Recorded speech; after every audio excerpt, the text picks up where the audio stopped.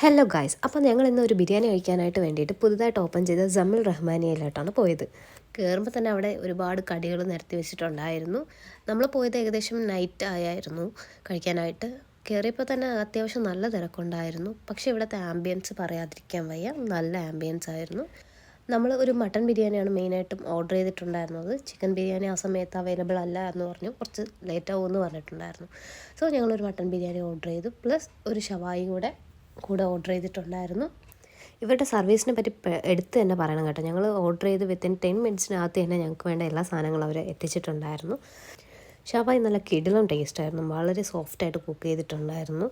ബിരിയാണിയുടെ കാര്യം പറയുവാണെങ്കിൽ വളരെ മൈൽഡായിട്ടുള്ള ഫ്ലേവേഴ്സാണ്, നല്ല മസാലാസ് ഉണ്ടായിരുന്നു. മട്ടൺ ആണെങ്കിൽ വളരെ സോഫ്റ്റായിട്ട് കുക്കായിട്ടുണ്ടായിരുന്നു. നമുക്ക് പെട്ടെന്ന് മടുത്ത് പോകുന്ന ഒരു ഫ്ലേവേഴ്സൊന്നും ഈ ബിരിയാണിയിൽ ഉണ്ടായിരുന്നില്ല എന്നുള്ളതാണ് സത്യം. ഞങ്ങൾക്ക് ചിക്കൻ ബിരിയാണിയും ട്രൈ ചെയ്യണമെന്ന് നല്ല ആഗ്രഹം ഉണ്ടായിരുന്നു. ബട്ട് നെക്സ്റ്റ് ടൈം എന്തായാലും പോകുമ്പോൾ ഞങ്ങൾ ഉറപ്പായിട്ടും ചിക്കൻ ബിരിയാണിയും ട്രൈ ചെയ്യുന്നതായിരിക്കും.